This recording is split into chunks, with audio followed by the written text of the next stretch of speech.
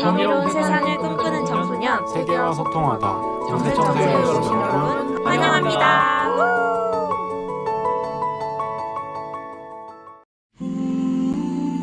둘러 앉아가지고 이태석 얘기하니까 막 울기 시작을 해요. 왜 이 사람들은 자기 부모님이 돌아가신 것도 아닌데 이름 석자만 꺼내서 이렇게 눈물을 흘릴까?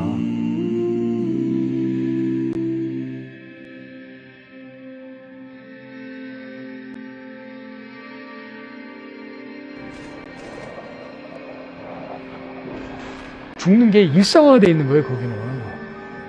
정말 살아야 된다는 본능만 갖고 있는 애들이었던 거예요, 걔들이.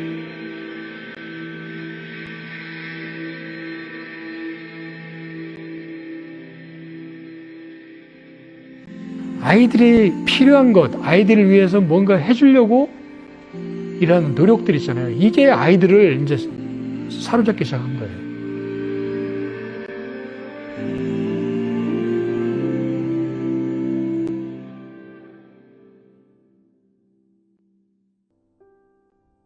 영화를 기억하고 있는 분들한테 그 10년 전에 봤던 그런 감동이 얼마나 중요하고 여러분들이 살아가는데 도움이 필요한 삶인지를 확인을 시켜드려야겠다 생각한 게 뭐냐면 2010년도에 만났던 아이들이 찾기 시작한 거예요. 뭐 애들이 한 10명이 서 있잖아요. 여기 보니까 전부 다 의대생이라는 거예요. 그래서 너희들 걔들 중에 몇 명이 제가 아는 애가 있었어요. 그게 누구냐면은 2010년도에 그 울지마토녀를 찍으러 갔을 때 그 고등학교를 가서 촬영을 한 적이 있어요. 거기에 그 교실에 보면 한 60명 정도 들어가는 교실에 한 130명이 와서 막 수업을 아주 열띠게 공부하는 모습을 찍은 게 있는데 그때 내가 거기 들어가서 했던 질문이 있어요. 뭐가 질문이냐면 너희들 여기서 이렇게 하루하루 먹고 살기 힘든데 공부를 왜 이렇게 열심히 하니? 그랬더니 아이들이 얘기가 뭐냐면 의대를 가려고 한대요. 근데 속으로 그랬죠. 아, 돈도 없는데 무슨 의대를 가니? 의사는 왜 되려고 하는데? 그랬더니 신부님처럼 좋은 그 삶을 살고 싶어요? 이거였어요. 그런데 놀랍게 그 아이들이 거기에 딱 섞여 있는 거예요. 그 열 몇 명의 아이들에게. 너무 놀랐어요. 왜 놀랐냐면은 그 나라가 남수단이 지금도 굉장히 열악하게 살지만 그래도 의대는 공부를 굉장히 잘하는 애들이 가요. 그래도. 그런데 아니 그 우리로 말하면 저 산골에 있는 조그마한 학교에서 그 4, 5년 만에 어떻게 거의 60명이 되는 애를 의대를 배출을 시켰을까? 이게 사실은 굉장히 기적이라 생각을 했어요. 그래서 그 애들을 만나고 나서 뭐냐면, 다큐멘터리를 만들어야 되겠구나 해가지고, 이제 그때부터 한 명씩 잡고 이제 막 취재를 한 거예요. 하다 보니까 뭐 툭툭 튀어나와요. 기자도 나오고, 공무원도 나오고, 뭐 대통령 경호실에 있다고 나오고 막. 그때까지만 해도 애들이 잘 성장했구나, 라고 생각을 했는데, 그 한센인 마을에 가가지고, 그 의료보 진료를 하는데 보고 내가 깜짝 놀랐어요. 왜 놀랐냐면, 아이들이 진료를 할 때 환자가 앉으면은 어디가 아파요? 라고 물어보나요? 안 물어봐요. 악수하죠. 근데 순간 좀 이상한 거예요. 근데 물어보잖아요, 거기 제가. 너 왜 자꾸 막 악수하지? 그랬더니 이게 신부님 진료법이라는 거예요. 그래서 신부님이 그 쓰신 글들에 보면 뭐냐면 이게 있어요. 의사와 환자의 만남은 아픈 사람과 치료해주는 사람의 만남이 아니라 영혼과 영혼의 만남이라는 그 글이 있어요. 진료가 이제 끝나고 나서 이제 그 환자들한테 물어본 거죠. 의사가 당신의 손을 정말 12년 만에 이렇게 딱 잡아줬는데 기분이 어떻습니까? 그랬더니 신부님이 돌아오신 것 같습니다. 이 얘기를 하는 거예요. 그 당시에 정말 몸에 순간적으로 무슨 전율이 오는 것 같았어요. 그래서 그 순간 갑자기 영화 제목이 떠오른 거예요. 원래는 영화 제목이 우리가 이태석입니다. 의사 이태석입니다. 이거였는데 이게 진정한 부활이구나. 부활이라는 게 종교적인 부활을 뛰어넘어서 이런 사랑의 씨앗이 어떤 열매를 맺어가지고 또 다른 사람에게 또 이렇게 또 씨앗이 뿌려지고 이런 사랑들이 계속 이어가는 이런 모습이 계속 이어졌을 때 그 이 갈등이었다 이런 굉장히 힘든 사회를 뭔가 조금은 변화시킬 수 있는 하나의 굉장히 중요한 방법이라고 생각했던 거예요. 그래서 제목을 이제 부활로 막 이제 진 거죠. 저도 보면 여러 번 봤던 영상입니다만 다시 보니까 또 보는 동안 또 새로운 많은 생각들이 다시 들게 된 것 같습니다. 그 중에 이제 가장 마지막에 감독님께서 언급하신 단어가 이제 씨앗이라고 하는 단어가 되겠죠. 여러분도 모두들 이제 하나의 씨앗일 테고, 이태석 신부님께서 실제로 남수단에서 만났던 그 모든 아이들에게 남겨준 그 희망이라고 하는 것이 씨앗이 되어서 무럭무럭 자라는 그런 모습을 상상할 수 있는 그런 영상이었던 것 같습니다. 오늘 제가 그래서 여러분께 말씀드릴 내용은 이태석 신부님과 같은 의사들에 대한 이야기입니다. 물론 여러분이 의사들에 대한 이야기는 충분히 많이 알고 계실 거라고 생각합니다. 전 세계에 사실 이름을 남긴 의사들은 많이 있죠. 가장 유명한 의사라고 한다면 이제 슈바이처 같은 사람이 될 테고요. 그 외에도 소위 이제 의술이라고 하는 그 인간의 어떤 지식을 가지고 세상을 바꾸는 사람은 많이 있어 왔습니다. 그리고 가장 중요하게도 지금 현재, 그죠? 코로나 이후로 우리 삶에 가장 어떤 면에서는 정말 뿌리에서부터 우리 삶을 좌지우지하고 또 우리가 지금 살아가고 있는 일상을 새롭게 바꿀 수 있는, 그죠? 가능성을 가지고 있는 직업군 중에 하나도 의사가 아닐까 하는 생각이 드는데요. 오늘 제가 여러분께 말씀드릴 첫 번째 의사 선생님은 나카무라 테츠라고 하는 일본인 의사 선생님입니다. 혹시 이름 들어본 적이 있습니까? 이분은 일본 후쿠오카에서 태어나고 자란 분이에요. 근데 여기 설명에 나와 있듯이 아프가니스탄 명예 시민이라고 되어 있습니다. 여러분 아프가니스탄 나라 혹시 들어봤습니까? 아마 주로 그 뉴스에서나 볼 법한 그런 나라이죠. 이 나카무라 테츠 의사 선생님은 아시아의 노벨상이라고 불리는 막사이사이 상이라고 하는 평화상을 수상한 일본인 의사 선생님이십니다. 한국어로도 책이 나와 있어요. 의술은 국경을 넘어. 이 책 제목이 사실은 말해주는 바가 굉장히 큰데 사실 의술은 여러분 국경을 넘는 경우가 많지 않습니다. 예를 들면 대한민국에서 의술을 배워서 의사가 되었다 하더라도 그 의사 면허증을 가지고 다른 나라를 가면은 의사를 바로 시켜주지 않죠.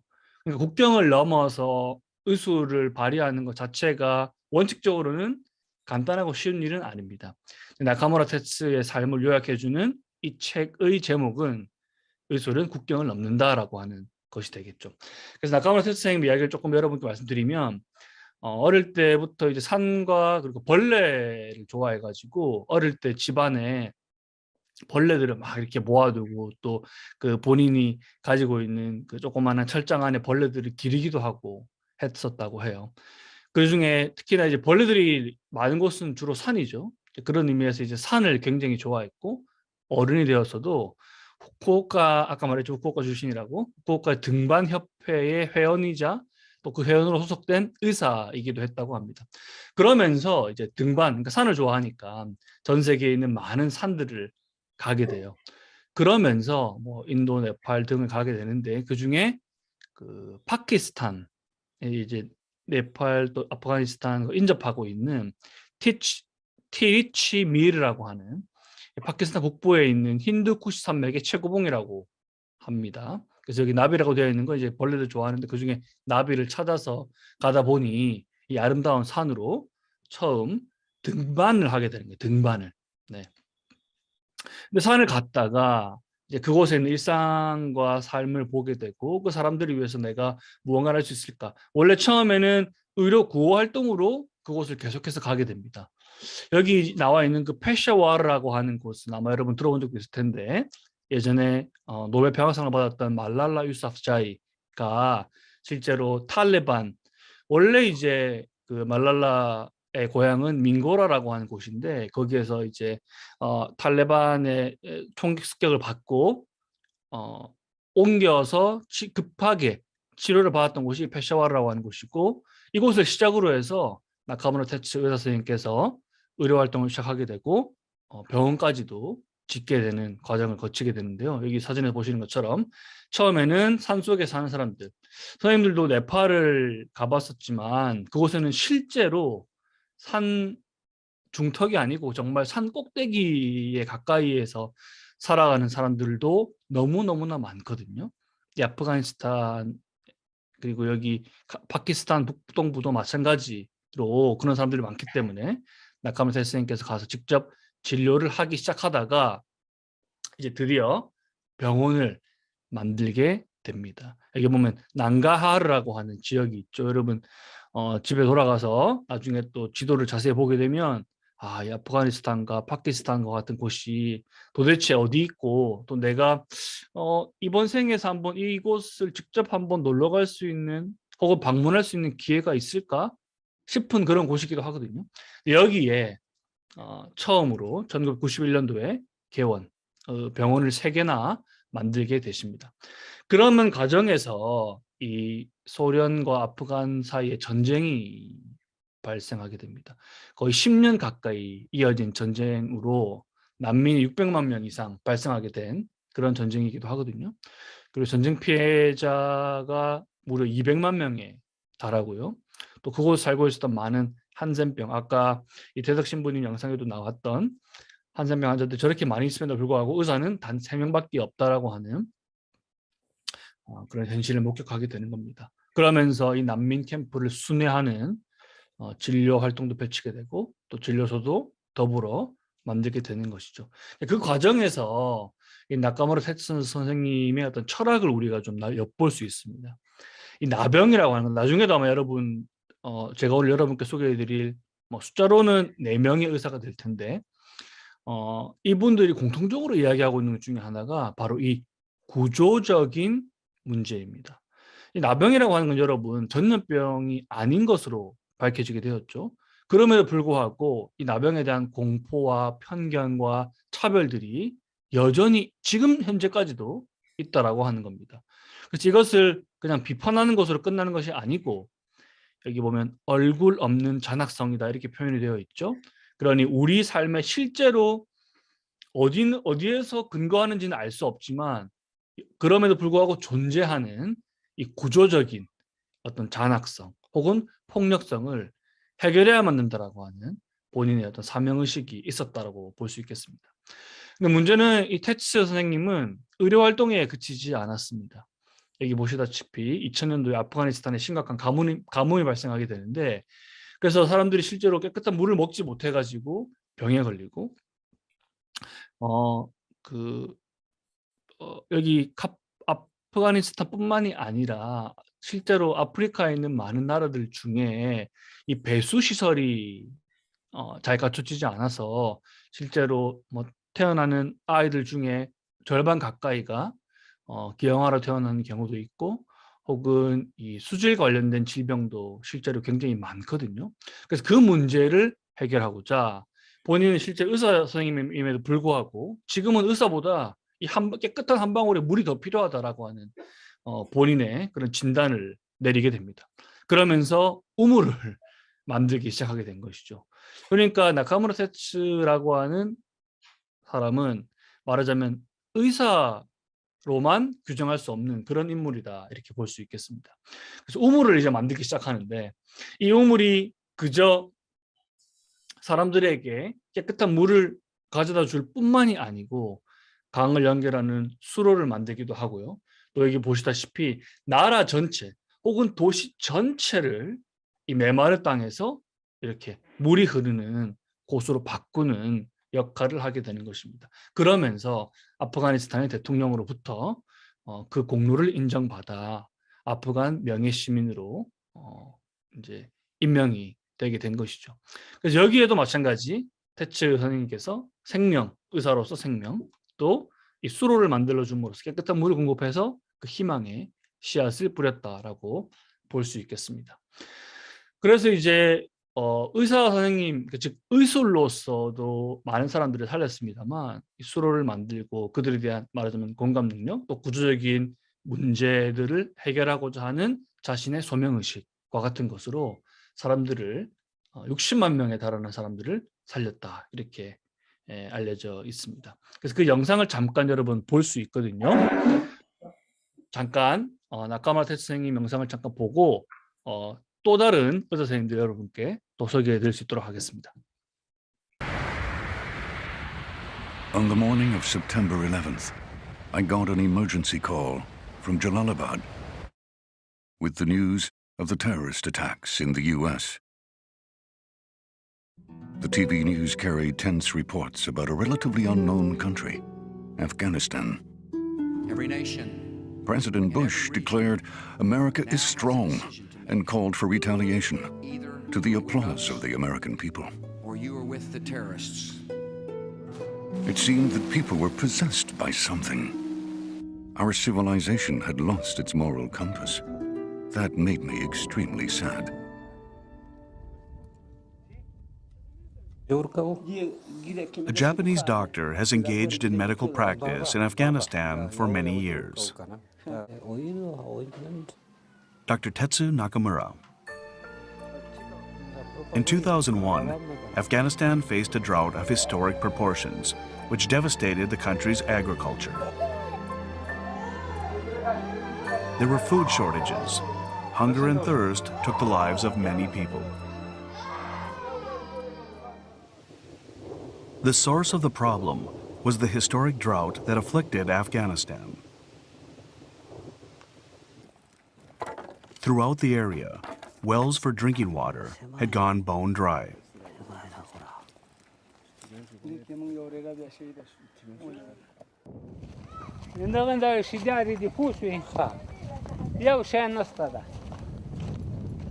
The farmland of Nangarhar province, which had once been a fertile breadbasket, was now void of any crops.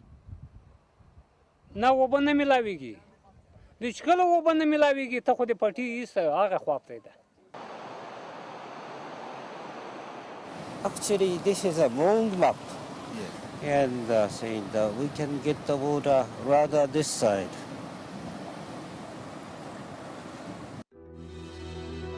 Nakamura's vision, a project to turn the parched land green again. Drawing water from the Kunar River, the canal will traverse parched land and finally arrive at the Gambari Desert. If it is completed, it will irrigate 3,000 hectares of farmland and support the livelihood of 100,000 people.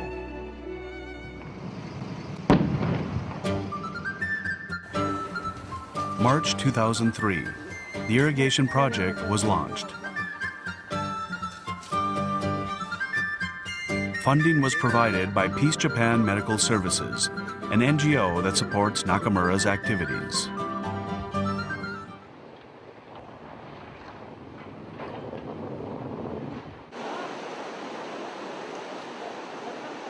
One year after construction began, 1.6 kilometers of the canal have been dug. Nakamura decided to test the flow of water.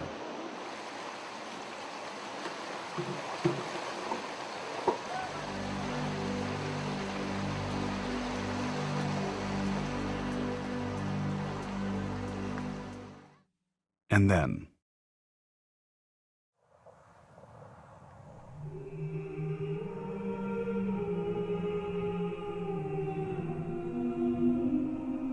spring. Along the course of the canal, wide expanses of wheat fields grew.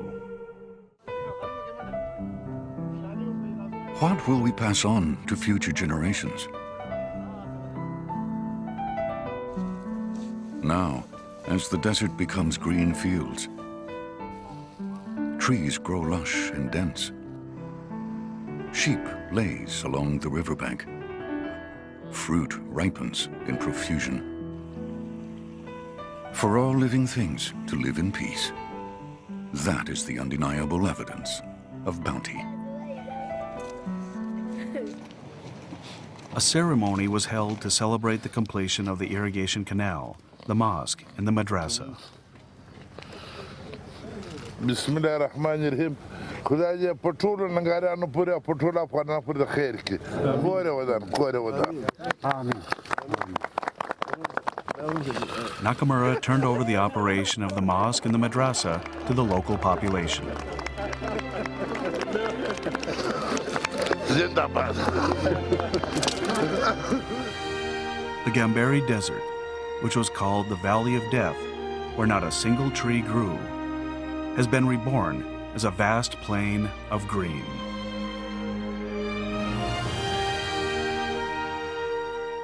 This is not a peaceful movement. 医療の延長なんですよ。で、医療の延長ということはどれだけの人間が助かるかということなんですよ。で、その中で結果としてですよ。結果として、確かに我々の作業地域60万人前後の地域ではこの争い事が少ない、治安がいい、麻薬が少ないということが言えるわけで、これが平和への一つの道であるという主張は私したことは少ないと思います。ただ戦をしてる暇はないんですよと。その戦をするとこういう状態ますます悪くなるんですよ。でそれにはやっぱり平和なんですよ。でそれは結果として得られた平和であって平和を目的に我々してるわけではない。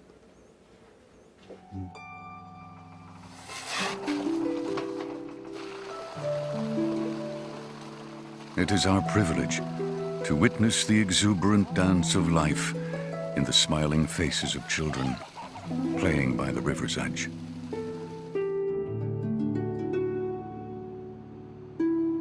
And this is the foundation of peace.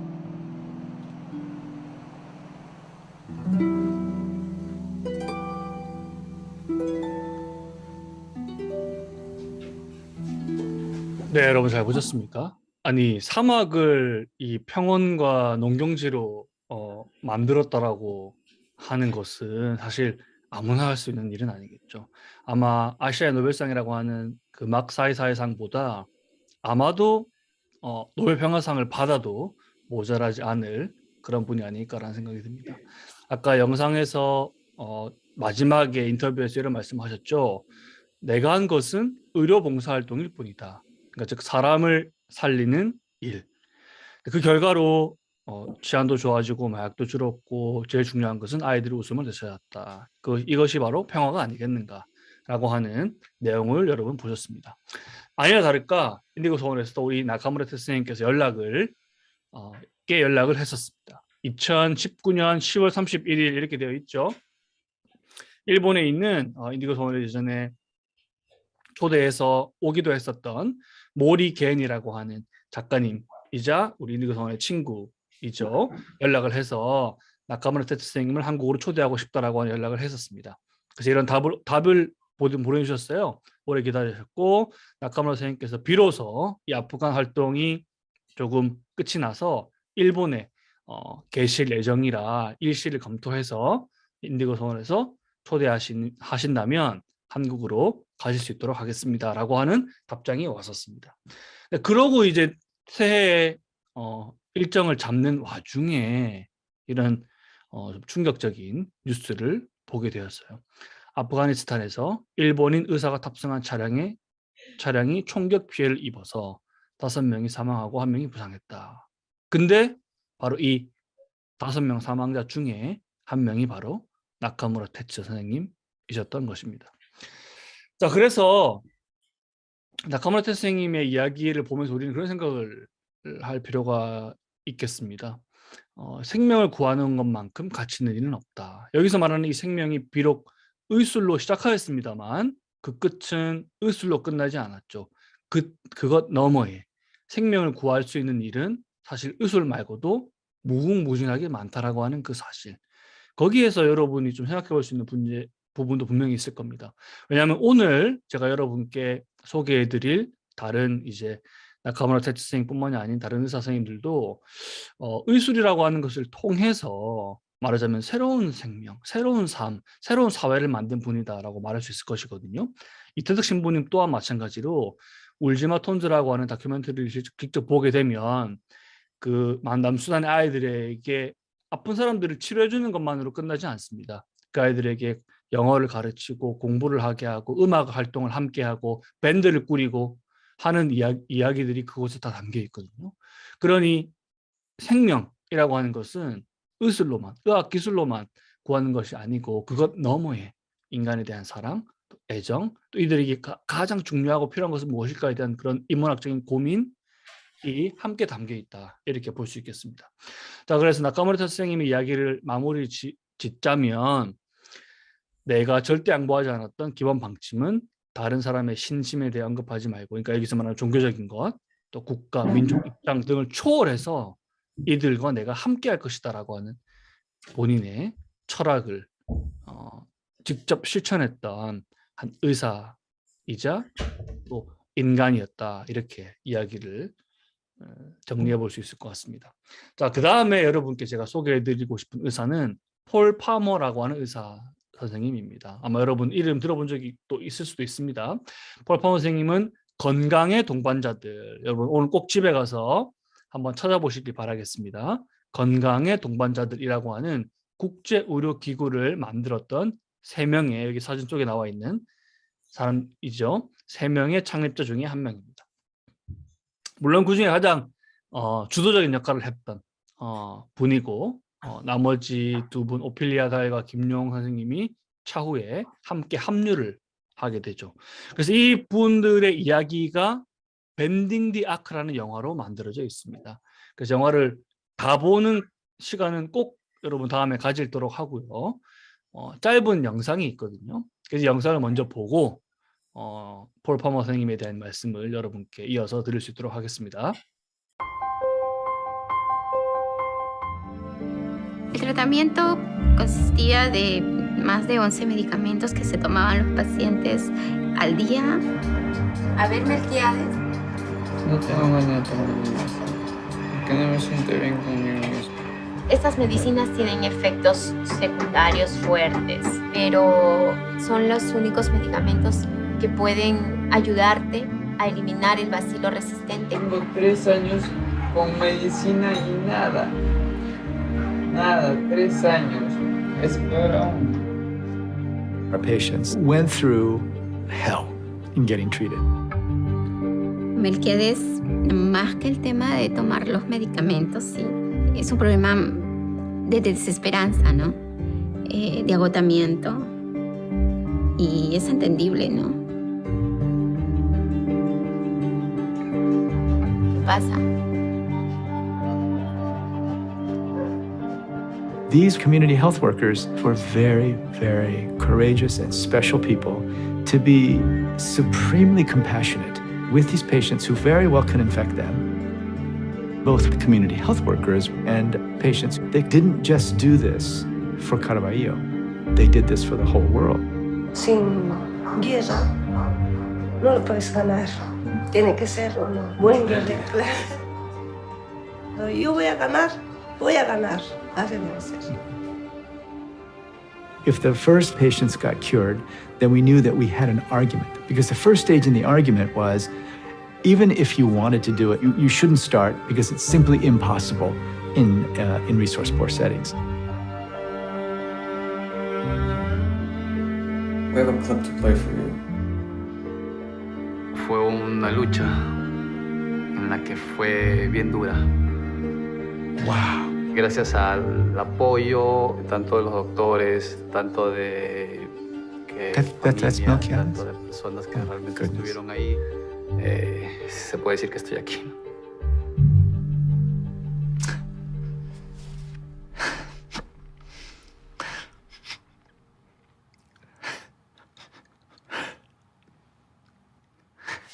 We almost let him die.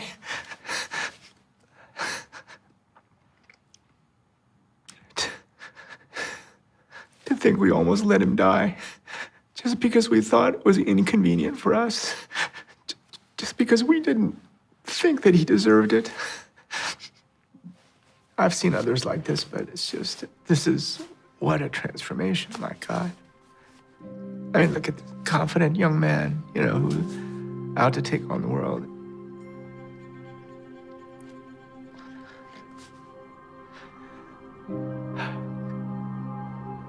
se puede decir que es caro, ¿no? Que involucra mucho tiempo, cuesta, todo eso, ¿no?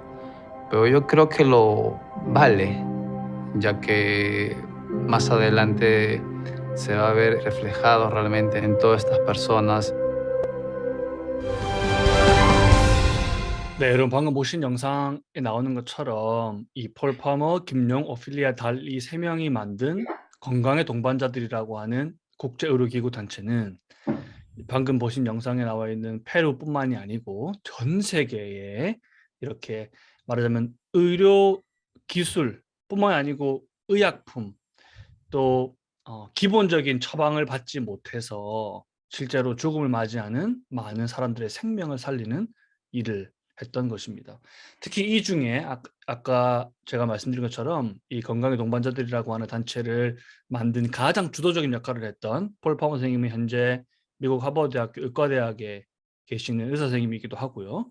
또 여기 보면 국제보건 및 재미있는 그 소속이 나와 있죠. 사회의학부라고 하는 부분이 있습니다. 이게 이제 인류학과 의료학을 접목한 학과이거든요. 전 세계에 결코 많지 않고 이 의료 인류학과의 1기 첫 번째 졸업생이 바로 이 폴 파머 선생님이시기도 합니다. 폴 파머 선생님은 미국 하버드 대학교 의과대학교의 학생인 시절에도 그 IT라고 하는 나라에 매주 그러니까 수업을 월화수목 의과대학 수업을 듣고요. 또 목요일에 비행기를 타고 목금토일 일주일을 말하자면 8일처럼 나누어갖고 두 개를 나누어서 매주 IT로 의료 봉사활동을 떠났던 사람 중에 한 명입니다. 그러면서 결국은 이 국제의료보건기구를 만들게 됐고 르완다, 레소토, 말라위, 페루, 러시아 등등의 오지를 직접 가서 의료 봉사활동을 펼치게 되고 그 중에 가장 오랜 시간 동안 몸담았던 이 IT라고 하는 나라에서 자신의 첫 번째 병원도 자신의 이름을 걸고 만들게 됩니다. 자, 앞서 본 아카무라 테츠 선생님의 마찬가지로 아프가니스탄 또 IT의 경우에는 지진이 있었죠. 2010년 1월 12일에 전 세계에서 가장 큰 피해를 냈던 지진 중에 하나입니다. 그래서 이 지진은 21세기 이후 전 세계를 가장 큰 충격에 빠뜨린 대지진이기도 했고요. IT라고 하는 국가 전체를 멸망 위기까지 몰아넣은 대참사이기도 했습니다. 사실 그 강도는 7.0이었기 때문에 물론 7.0의 강진이면 아주 큰 거대한 크기의 지진이긴 합니다만 9점대의 지진이 네팔이나 인도 같은 곳에서 일어나기도 했었으니까요. 그 규모로는 가장 거대했던 지진은 아닙니다만 피해의 크기로 보자면 전 세계에서 가장 큰 지진이기도 했습니다. 이 재민이 300만 명이 발생했고 사망자가 무려 32만 명에 달하는 그런 지진이었고요. 또 도시병원에서 도시병원에서 살아남은 사람이 거의 없을 정도로 100% 가까이 95% 이상이 파괴되고 또 전염병이 방금 보신 것처럼 시체를 처리할 병원조차 다 무너진 상태였기 때문에 온 나라 도시 전체에 이렇게 사망자 혹은 시신이 널려있게 되면서 그 무더기로 방치된 시신들 속에서 전염병이 이렇게 무차별적으로 퍼지게 되었고요. 또 전 세계 인류에서 사실은 이 콜레라 환자가 1%도 되지 않습니다. 여러분 주변에 콜레라 걸린 사람 본 적이 없잖아요. 그럼에도 불구하고 전 세계 1%도 안 되는 이 콜레라 환자들 중에 50%가 무려 IT에서 있었다라고 하는 것이죠. 그러면서 이제 그 당시 뉴욕타임즈와 같은 신문에서 이 IT 콜레라 창궐에서 실은 이 국제의료기구에서 책임을 져야만 하는 거 아니냐라고 하는 목소리가 나오기 시작했다는 겁니다. 왜요? 이 자연재앙이라고 하는 것은 전 세계 어느 나라에 닥칠 수 있습니다. 예전에 다음에도 여러분께 분명히 말씀드릴 기회가 있겠습니다만 똑같은 지진이 네팔과 인도에 2016년 당시에 닥치게 되었는데 일본에서는 사망자가 10명에 채 되지 않았고요. 네팔에서는 사망자가 2,300명, 2,000명, 3,000명에 달하는 사망자가 생겼다라고 하는 겁니다. 즉 자연재해의 피해는 고스란히 못 사는 나라의 몫이다라고 하는 그런 말이 그런 데이터를 보게 되면 이해될 수 있는 거죠. 그런 의미에서 재난 불평등이라고 하는 책이 나왔는데 이 재난 불평등이라고 하는 말은 그 자체로 자연재해로 인한 피해의 크기는 재난의 크기, 그러니까 7.0, 8.0, 9.0 지진의 강도에 따라서 피해가 커지는 것이 아니고 한 사회가 갖고 있는 기존의 그런 격차, 불평등이 재난의 피해의 크기를 결정하는 것이다 라고 하는 의미에서 재난 불평등이다 이렇게 불린다라고 하는 겁니다. 폴 포머 선생님이 의사로서 자신이 가졌던 의무는 바로 이것입니다. 왜 이 질병이라고 하는 것은 불평등, 즉 가난한 사람들에게 먼저 찾아오고 가난한 사람들에게 더 강력하게 영향을 미치느냐라고 하는 문제를 의사로서 처음, 물론 의사가 되기 전부터 던졌고요. 그러면서 IT에서 활동을 하기 시작했고 IT에서 활동을 하면서 그 당시에 만났던 목사님, 신부님께서 의사가 한번 되어보는 게 어떻겠냐라고 해서 원서를 넣게 되었고 하버드과 대학에 입학하여 지금도 그런 이 활동을 이어오고 있는 것이죠. 폴 포머가 얘기하는 것은 바로 이 구조적 폭력이라고 하는 것입니다. 여러분 한번 꼭 메모해 보세요. 구조적 폭력, 즉 인간 존엄, 그러니까 인간의 생명을 해치는 다양한 공격들이 있는데 그 중에 상대적인 것, 또 차별적인 것, 또 불평등한 죽음이 존재한다라고 하는 겁니다. 즉 인간이 누구나 아파서 죽을 수 있죠. 그죠? 그 질병이라고 하는 것은 생명이라고 하는 것과 함께 가는 것입니다. 코로나라고 하는 이 바이러스도 인간이라고 하는 혹은 동물이라고 하는 그 생명과 함께 더불어 살고 있는 것이죠. 말하자면 그 숙주라고 하잖아요. 그 뿌리부터 그 안에 박혀 있는 것입니다. 다만 그것과 우리가 함께 어떻게 더불어 살 것이냐가 중요한 문제겠죠. 그럼에도 불구하고 이 구조적인 폭력이라고 하는 것은 상대적으로 그 피해가 더 크게 영향을 미치는 사람들이 존재한다라고 하는 겁니다. 그럼 거꾸로 상대적으로 뭐 코로나가 되었든 코로나 같은 바이러스가 되었든 이런 콜레라와 같은 전염 질병이 되었든 그것을 상대적으로 피해를 덜 받는 사람들도 존재하게 되겠죠. 그죠? 그러면 상대적으로 피해를 더 많이 받는 사람들은 왜 그래야만 되죠? 라고 하는 것이 바로 폴 파머라고 하는 의사 선생님의 질문이었던 것입니다. 자, 그러면서 폴 파머 선생님이 국제의료기구를 만들었고 방금 영상에서 보시는 것처럼 이 결핵이라고 하는 거, 아까 메기아데스라고 하는 그 환자는 결핵 환자였단 말이에요. 대한민국 같은 경우에 사실은 그 결핵이라고, 물론 결핵이 걸리는 사람도 분명히 21세기에도 있습니다. 그럼에도 불구하고 결핵으로 죽는 사람은 존재하지 않죠. 근데 이 페루와 같은 곳에는 결핵 때문에 제대로 치료받지 못해서 혹은 그 값싼 약 하나도 제대로 먹지 못해서 죽는 사람들이 존재한다라고 하는 것, 즉 가난한 사람들이 겪고 있는 불필요한 고통에 대해서 폴 포머가 지적하는 것이고요. 그런 의미에서 우리가 이렇게 발달한 시대에 살아가는 우리가 반드시 아프고 가난하다는 것이 무엇을 의미하는지 꼭 생각해 보아야만 한다라는 이야기를 하고 있습니다. 그러니까 폴 포머라고 하는 사람의 삶을 정리하는 가장 중요한 단어가 바로 이 동반자 정신입니다. 여러분 아까 폴 포머 선생님이 세운 국제의료기구의 이름 기억나십니까? 네, 건강의 동반자들이었죠. 즉 내가 당신이 살아가고 있는 그 운명을 함께 하겠다라고 하는 그 동반자 정신으로 의사가 되었고 그 의술을 펼치게 된 것이죠. 자, 이 폴 포머 선생님의 이제 삶을 가장 잘 정리하는 혹은 잘 설명할 수 있는 하나의 이제 시가 폴 포머 선생님이 쓴 책에 보면 나와 있는데요. 이 비스와바 심보르스카라고 하는 사람이 쓴 시입니다. 제가 짧게 이 시 전부는 아니지만 짧은 부분을 한번 여러분께 직접 들려드릴 수 있도록 하겠습니다. 기회를 당연한 것이라고 생각해서 미안합니다. 당연한 것이라 생각했던 모든 것들에 대해서도 사과합니다. 제발 행복이여 그대를 당연히 누려야 할 것으로 여기겠다고 화내지 마세요. 나의 기억이 흐려지는 것에 대해 죽은 자들이여 이해해 주세요. 내가 매 순간 간과하는 이 세상 모든 것에 대해 시간에 사과합니다. 그러니까 우리가 여러분이 지금 현재 뭐 저도 마찬가지입니다만 누리고 있는 많은 것들을 너무 당연하게 생각하고 있잖아요. 근데 폴 포머가 갔었던 IT 또 나카무라 테츠가 있었던 아프가니스탄, 또 저희 인디고 선생님들이 가봤던 네팔, 같은 곳에서는 우리가 너무 당연하게 누리고 있는 것들이 당연하지 않은 것들이었고, 그들에게 그럼 내가 뭘 할 수 있을까라고 하는 고민을 인간이라면 누구나 할 수 있고 해야만 한다라고 하는 말씀을 폴 퍼머는 자신의 삶으로서 우리에게 들려주는 것입니다.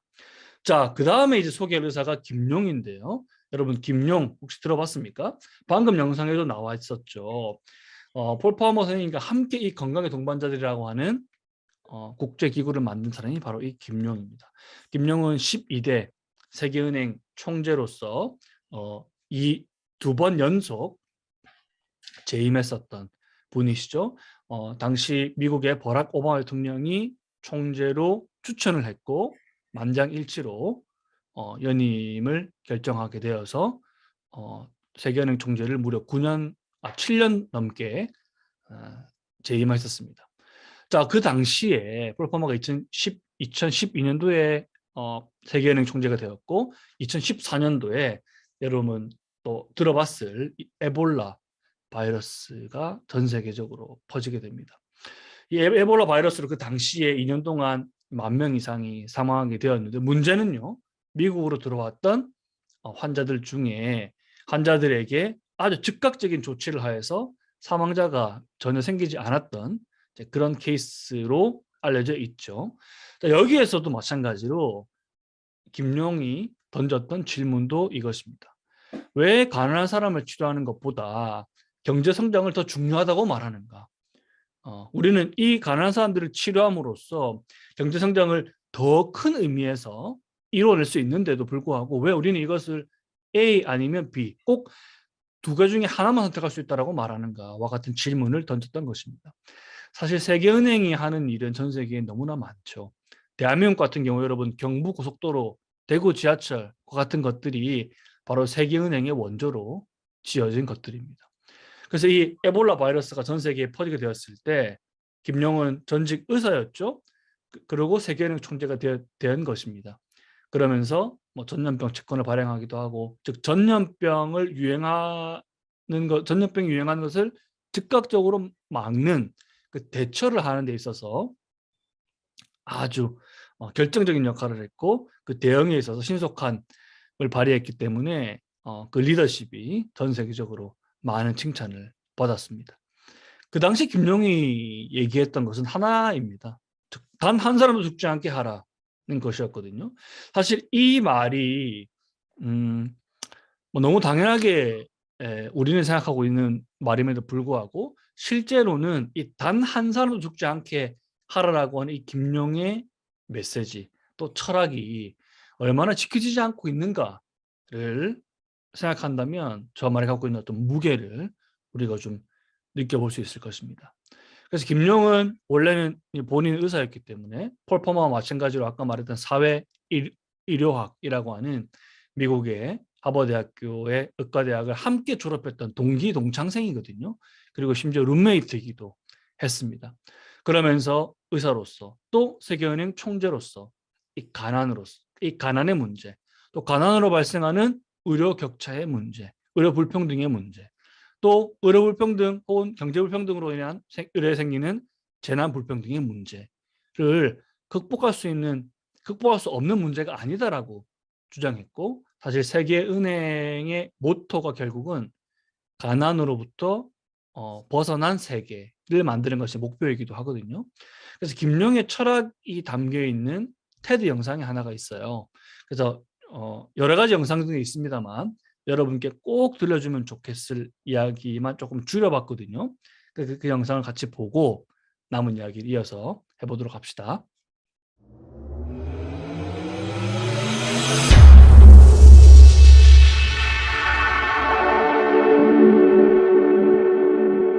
I came to this country, the United States, when I was 5 years old. My father was a dentist, and my mother, who's still alive, was a philosopher. And my father is one of the most practical people on earth. Korean dentists are the most practical people on earth. My mother, on the other hand, as a philosopher, introduced me at a pretty early age to the writings and the work and the life of Martin Luther King. And she would always say to us, okay, I get the dad, be practical thing, but you know, you've got to live your life as if for eternity. And so she always filled our heads with the best ideas and taught us that we have a responsibility to the world. We left a war-torn country. My parents were both refugees from the war. We were one of the very, very fortunate Korean families to have opportunities for education. And so she always said, you have a responsibility to the rest of the world.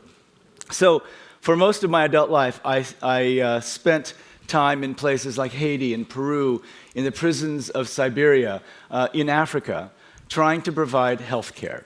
And a very close friend and colleague of mine, Paul Farmer, and I, along with other friends, founded an organization called Partners in Health. At Partners in Health, we lived by a very simple but difficult mission. We wanted to make a preferential option for the poor in healthcare. Now, what does that mean?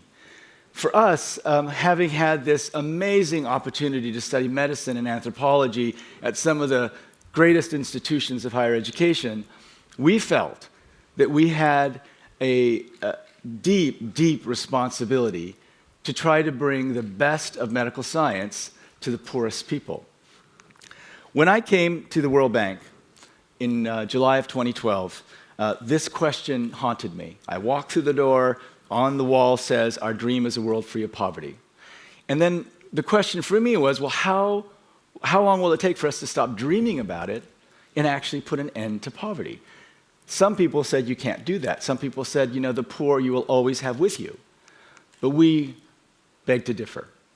About a year and a half ago, the board, the governors of the World Bank Group, gave us a target: end poverty by 2030 and boost shared prosperity for the bottom 40%. Now, I continue to thank the governors of the World Bank Group for having done this for us, because it forces us now to say, okay, if you want to end poverty by 2030, what are all the things you have to do to get there? So we've had to change everything at the World Bank Group to ensure that we're fit for purpose, that we're ready to tackle this challenge.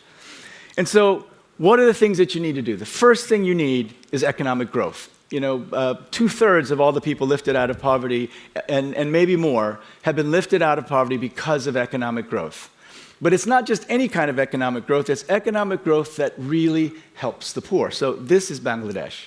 In Bangladesh, the World Bank Group has helped to pave or build 3,000 kilometers of roads. And so we actually, because we can do this at the bank, we did a study. We said those people who benefited from this road, what was their income over 6 years? And then we said the people in other parts of Bangladesh who didn't have the road, what was their income? The people who benefited from the road, their income rose 74%. And the people who did not have access to new roads so they could take their goods to market saw their income drop by 23%. Building roads is great. Building roads where the poor can take their produce to market is even better, and it has a dramatic impact. We need growth, but it has to be inclusive. Another thing that we've learned is that investing in people is critical. Professor Larry Summers, former Secretary of the Treasury Larry Summers, just did a study that showed that from 2000 to 2011, fully 24% of economic growth in low and middle income countries was a result of better health. This is a Turkish baby. In Turkey, in the middle of a horrific financial crisis, the leaders of that country said, we're going to invest in health. And we're going to invest in health at the most basic level, primary health care. Life expectancy in Turkey went up 3 years. Infant mortality dropped 40%, and they grew at 5% during those years as well, economically. We know that investing in people makes sense, but you've got to invest in a way that actually gives you better outcomes. In Tanzania, we started a conditional cash transfer program. Now, the great thing about Tanzania in this particular program is that the lessons came from elsewhere. Mexico with Oportunidades and Brazil with Bolsa Familia taught us that conditional cash transfer programs not only lift people out of poverty, it can actually spur economic growth in those areas. So linking cash transfers to keeping kids in school, to making sure that they're nourished, to making sure that they have regular health checkups, actually can not only help those people directly, but boost the economy. In Tanzania, last year we had 20,000 cases, and we decided 20,000 houses covered. We decided, why don't we just scale this up because it's been so effective. As of now, we have 240,000 households under coverage, and by next year, we'll have 1 million households receiving conditional cash transfers. Now, is there any hope to actually end extreme poverty? Well, in 1990, it was 36%. But by 2000, it had dropped to 27%. And this is the number of people in the world, percentage, living in extreme poverty. By 2010, it had dropped to 16%. And by next year, it's going to be 9%. But that last 6% is going to be the hardest. These are people living in fragile and conflict-affected states. They're people who are suffering from disasters. This is going to be a very, very difficult struggle. But if we boost economic growth and do it in a way that will help the poor, if we invest in people, and if we share knowledge of what works, solutions across the world, I am very, very optimistic. So, will the poor always be with us? No. Thank you.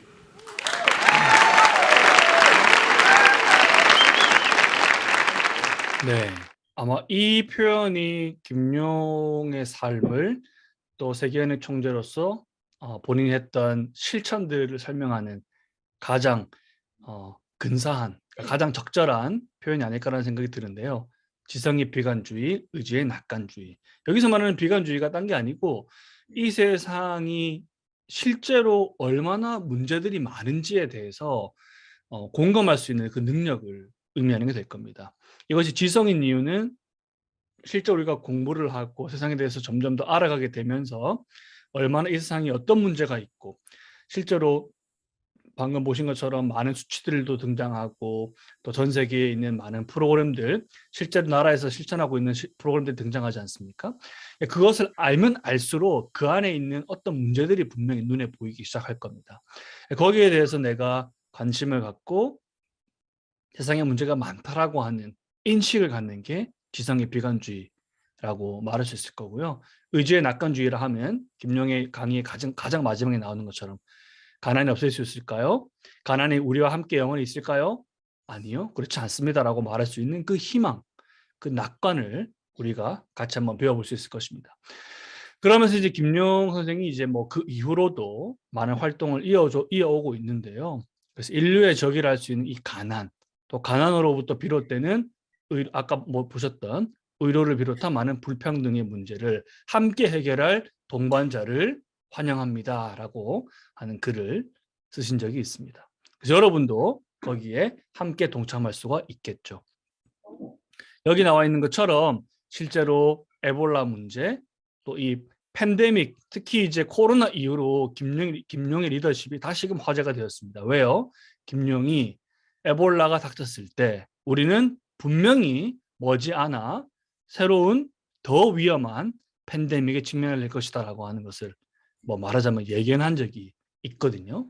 그래서 그 이후로도 코로나 이후에 코로나가 발생한 이후로 특별히 더 김용에게 많은 사람들이 자문을 구하고 또 김용의 목소리가 전 세계에 이렇게 뉴스를 타고 전파를 타고 전해진 적이 있습니다.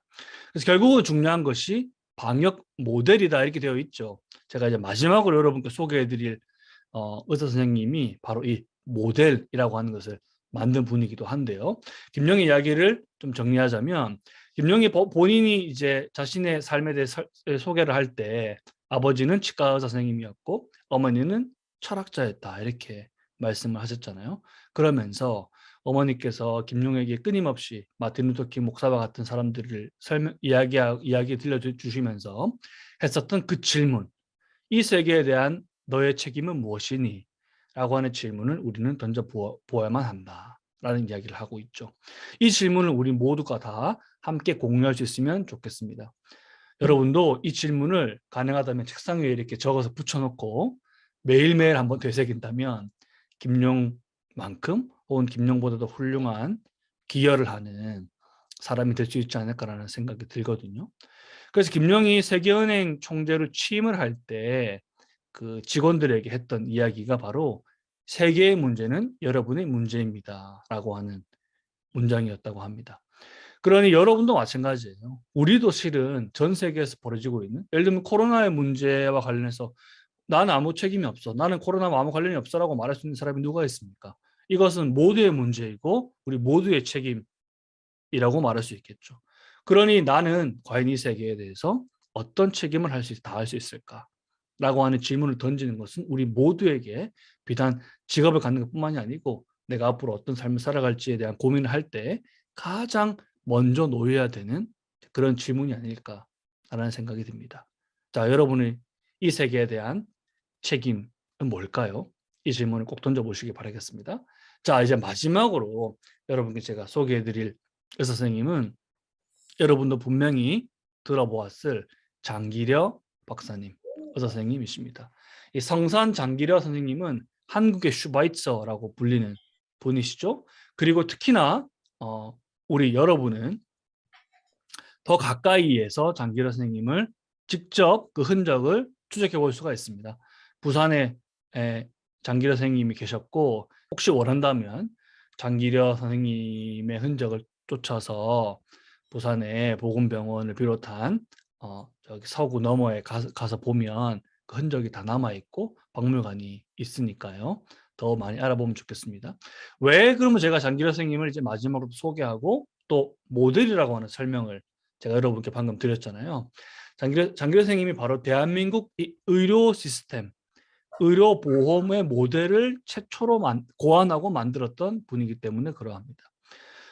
당시 이제 경성의과대학 전문대학원이죠.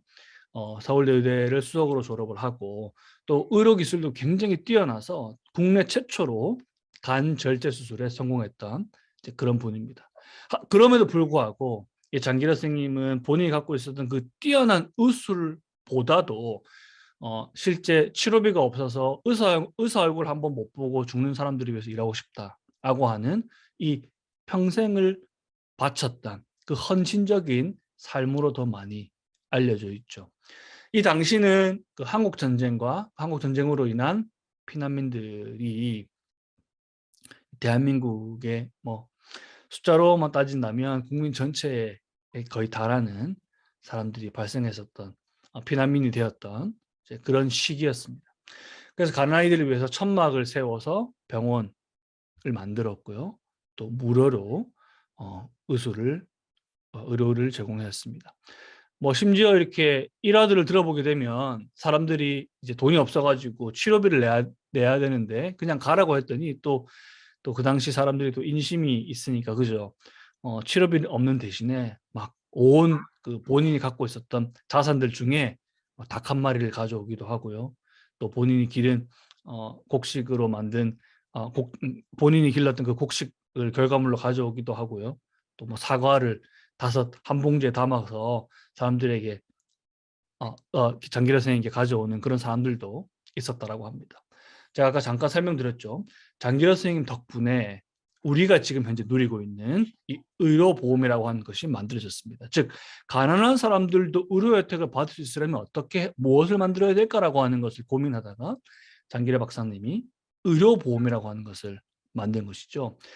그러니까 즉 대한민국이라고 하는 이 나라가 의료보험 체계를 건강보험공단에서 의료보험 체계를 만들기 전부터 장기려 박사님이 그것을 체계를 만들기 시작했던 겁니다. 이름을 만들고 이 사람들에게 돈을 말하자면 1,000원씩 다 걷어서 우리가 지금 현재 의료보험비를 내는 것처럼 국가에 예를 들면 연간 의료보험비를 사람들에 따라 차등이 있겠습니다만 5만 원, 10만 원을 내면 거의 무상에 가까운 의료를 혜택을 볼 수가 있죠. 저만 하더라도 여러분께 누누이 여러 차례 수차례 말씀드린 적이 있습니다만은 제가 이제 벌써 작년이 되었죠. 무릎 수술을 했고 한국에서 의료 치료를 잘 받고 오지 않았습니까? 영국에 지금 돌아온 지가 벌써 10월에 돌아왔으니까 이제 4개월이 돼 가는데 아직도 정형외과 의사 선생님을 만나보지 못했습니다. 영국에 돌아오자마자 의사 선생님을 만나야만 된다고 해서 신청을 했거든요. 근데 4개월이 지난 동안 아직 만나보지 못했고요. 그래서 이제 수술 이후 3개월마다 엑스레이 사진을 찍어가지고 이제 그 안에 고정되어 있는 그 쇠붙이 장치가 잘 붙어 있는지를 봐야 되는데 엑스레이를 찍었는데도 엑스레이를 찍고 나서 엑스레이 사진을 보고 싶다라고 했더니 1달 반 이상을 기다려서 엑스레이 사진을 비로소 어제 받아보게 되었거든요.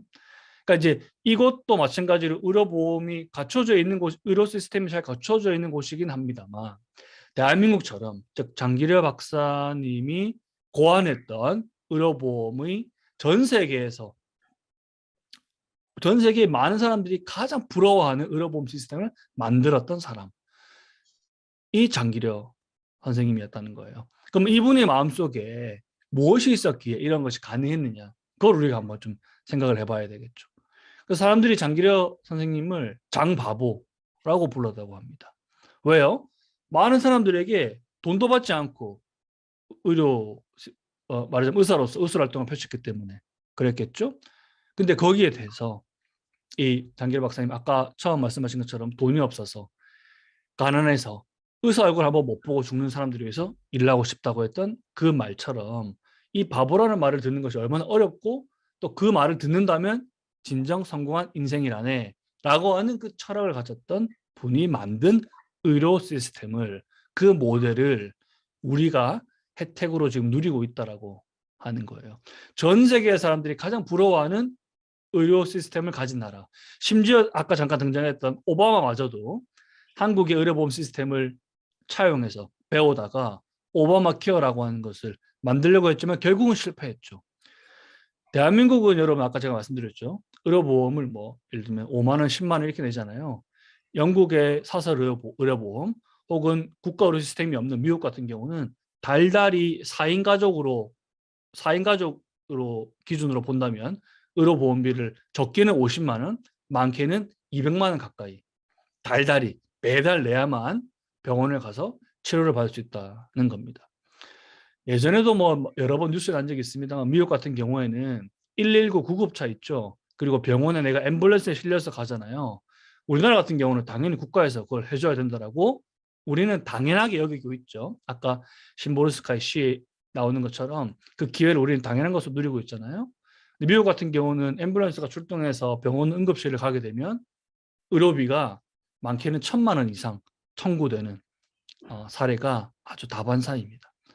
그러니 우리가 지금 누리고 있는 이 많은 것들이 누구에게 빚을 지고 있는가, 누구의 덕으로 우리가 이런 혜택을 누리고 있는가는 꼭 여러분이 생각해 봐야만 하는 게 되겠죠. 그래서 마지막으로 장기려 의사 선생님이 했던 이야기는 그런 거예요. 의사는 진실과 동정을 가지고, 즉 공감 능력을 가지고 환자를 대한다면 죽을 때까지 남에게 필요한 존재로 일할 수 있을 것이다. 여러분 이 말 누가 했던 겁니까? 네, 이태석 신부님이 했던 말과 똑같죠. 이태석 신부님이 아픈 사람을 환자로 대하는 것이 아니고 이 사람의 영혼과 내가 만나는 그 순간이다. 그것이 의술활동을 펼치는 것의 진정한 의미다 라고 이야기했고, 장기려 선생님도 똑같은 주장을 하고 말씀을 하고 있는 것입니다. 마찬가지로 폴 파머, 김용, 또 나카무라 테츠 또 의사로서 말하자면 공유하고 있는 그 말하자면 철학이 그 안에 깔려 있다라고 보고요. 여러분도 마찬가지로 내가 의사가 뭐 되고 싶든 되고 싶지 않든 내가 누군가에게 빚지고 있는가, 또 내가 지금 누리고 있는 많은 것들이 당연한 것이 아니구나, 또 거기에 나아가서 그렇다면 나는 어떤 참여, 어떤 책임, 어떤 실천을 이 삶에서 할 수 있을까와 같은 고민을 함께 하는 그런 시간이 되면 좋겠습니다. 아시겠죠? 자, 그래서 마지막으로 이 이태석 신부님의 말하자면 제자라고 말할 수 있겠죠. 그 제자들이 여기 부산에 보면 고신대 병원 있잖아요. 그 병원에 이제 직접 유학을 와서 의사가 이제 된 분들이 계십니다. 그래서 그분들 중에 한 분이 한국 텔레비전에 유퀴즈라고 하는 프로그램에 나와서 인터뷰를 하는데, 저도 이 인터뷰를 보고 나서 엄청 많이 울었거든요.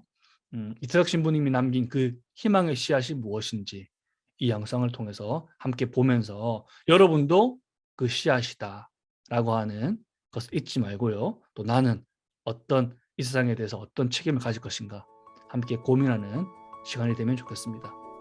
유퀴즈 프로그램에 나온 이태석 신부님이 남기신 희망의 씨앗을 확인할 수 있는 영상은 저작권 문제로 업로드하지 않았지만 유튜브에 공개되어 있으니까요. 꼭 보셨으면 좋겠습니다.